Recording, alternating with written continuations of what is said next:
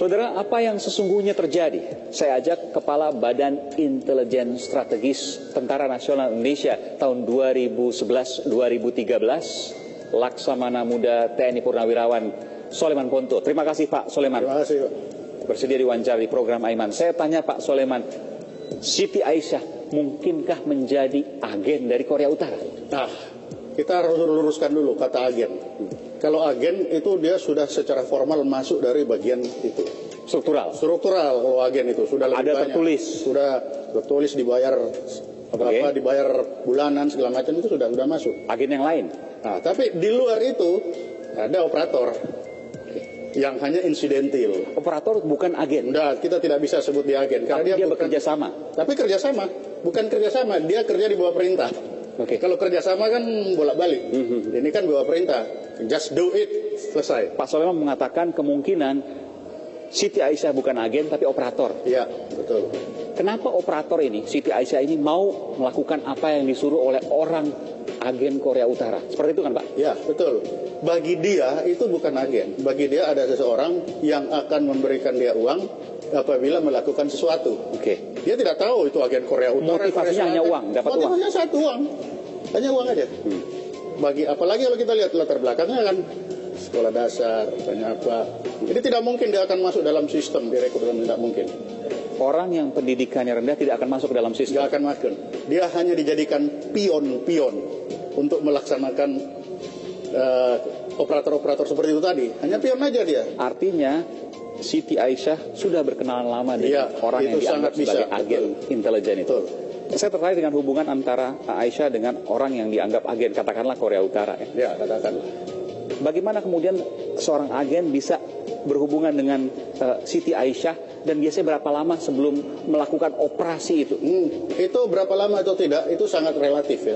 Relatif. Tergantung bagaimana si target ini, yang kita bilang target ya, target ini manut sudah. Begitu dia lihat, oh ya dia sudah dibawa kendali, itu bisa sehari, 2 hari, bisa sebulan, bisa 3 bulan. Tergantung bagaimana si pendekatan ini.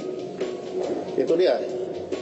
Kalau cepat, kasih uang, lihat dia sudah manut, kasih lagi manut, oke. Mau enggak ke airport? Mau. Oh ya sudah. Ada mainan mau? Mau. Udah terus, gampang. Jadi tergantung situasi. Ini saya tanyakan juga, Pak Soleman begitu paham terkait dengan ini pelajaran dari luar apa pelajaran dari bangsa sendiri Pak, Indonesia? Itu kan diajar kita bagaimana untuk menentukan begitu. Jadi kan itu pelajaran dasar sebagai seorang yang bekerja di bidang intelijen, ya begitu itu. Karena kalau kita tidak mahir, ya kita yang kena. Jadi kita harus mahir. Kita yang kena. Saya. Bagaimana bayangannya? Kalau saya, nama intelijen kan satu saat ada tugas seperti itu. Ya saya harus mahir memainkan orang lain supaya saya juga terputus. Tujuannya misalnya apa? Ya kita harus menghindar bahwa misalkan jangan sampai itu perbuatan oleh negara, ya. Jangan sampai perbuatan oleh organisasi kita. Jadi kita harus pinter-pinter, jangan sampai kita terjerat dan diketahui. Bukan pembunuhan kan Pak? Kalau bagi orang pembunuhan, bagi kita pelaksanaan tugas. Loh, pelaksanaan tugas kan itu ada 2, by law atau beyond the law. Dan dua-dua sah-sah saja. Dan sepanjang tidak diketahui. Kalau tidak diketahui ya itu pelaksanaan tugas. Kalau diketahui pasti yang nyuruh saya akan bilang, enggak, saya enggak nyuruh, itu pekerjaanmu sendiri. Saya agak merinding juga mendengar cerita Bapak. Ya. Artinya pembunuhan itu dilakukan atas dasar perintah negara. Apakah ada itu? Lah, kalau dalam negara dalam keadaan bertikai bisa saja. Ada. Kenapa tidak? Bisa aja. Intelijen ini kan alat negara juga. Bukan hanya senjata, tapi intelijen juga itu alat negara untuk melaksanakan hal-hal seperti begitu. Jadi operasi-operasi seperti itu mahfum di semua negara. Terlebih sedang bertikai. Semua negara di atas dunia punya alat itu. Tidak ada yang tidak punya. Tinggal mahir atau tidak. Menggunakan trik-trik seperti itu. Semua di dunia ada. Tidak ada. Intelijen selalu berpikiran jangan sampai kemudian ini terbukti dihukum. Oh iya pasti. Karena intelijen kan dia punya berangkat tugas dianggap mati, hilang tidak dicari, kalah dicaci maki, menang tidak dipuji. Lah itu intelijen. Kelihatan belum tentu itu bentuknya. Tidak kelihatan belum tentu tidak ada. Lah itu intelijen. Dan ketika misalnya nanti terbukti di penegakan hukum, maka itu adalah operasi yang gagal. Bukan bagi agen tidak. Yang terbukti kan operator. Seperti sekarang kita bicara seperti sekarang ini. Kalau terbukti operator. Bagaimana operator ini akan bilang, oh yang nyuruh si A? Tanya, nama, misalkan disebut A, nggak pernah akan ada nama A itu yang benar. Meskipun ada orang Korea Utara juga yang ditahan dan masih ada yang buron. Dia akan, belum tentu dia itu belum agen. tentu dia siapa akan, tahu juga operator juga. Bisa saja dia akan mendenai. Kalau operator asli dia akan denai, dan dia akan membuat cover sedemikian rupa sehingga orang itu tidak tahu. Namanya pasti palsu, alamatnya palsu, cuma tahu ini orangnya. Tapi semuanya palsu. Begitu sekarang pasti hilang semua. Jadi Bapak meyakinkan bahwa orang-orang Korea Utara yang ditangkap dalam kasus Siti Aisyah bukanlah agen tapi operator semua. Semua bisa-bisa semuanya operator. Pasti ada lagi di belakang, ada lagi di belakang. Pak Soleman juga ada yang mengatakan bahwa intelijen Korea Utara juga ada di Jakarta di sebuah restoran Korea. Anda pernah mendengar juga? Wah, kalau intelijen itu jangan ditanya, dia ada di mana-mana. Jadi kewajiban kita jangan bertanya mengapa mereka ada, tapi kita harus selalu waspada. Apa yang mereka lakukan di Indonesia? Ya, kan kita juga dekat dengan Korea Selatan. Tentu dia akan tanya, dia akan cari ada apa sih Indonesia dengan Korea Selatan.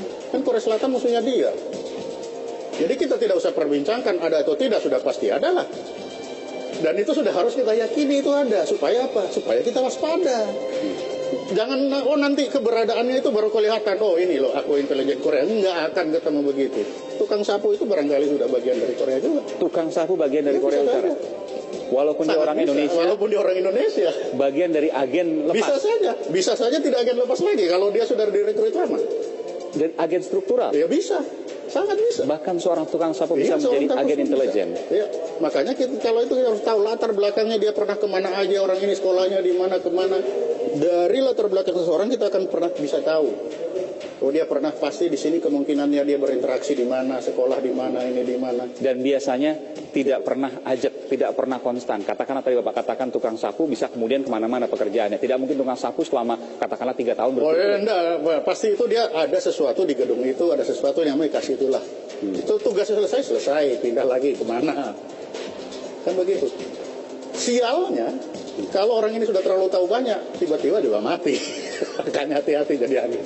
Bahkan agen pun dihilangkan. Iya, kalau sudah terlalu tahu banyak. Dan itu berlaku di seluruh intelijen dunia. Itu. Apa yang bisa diambil pelajaran dari kasus Siti Aisyah? Nah, kita harus ambil kasus bahwa Siti Aisyah saja yang di Malaysia begitu, apalagi yang di dalam negeri. Maksudnya gimana, Pak? Iya kan?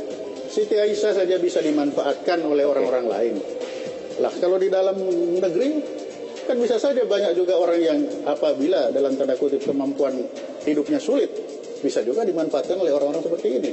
Oleh karena itu yang menjadi pelajaran adalah harus hati-hati terhadap siapa yang kemudian kita diminta harus bantuan olehnya. Ya.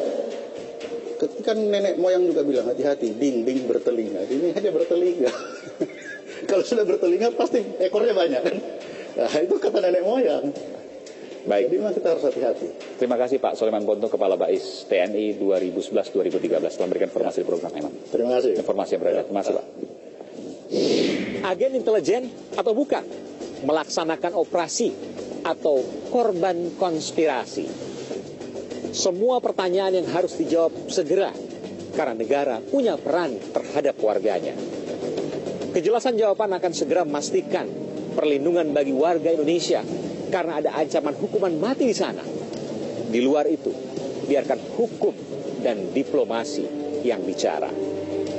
Saudara saya Aiman Wicaksono. Salam.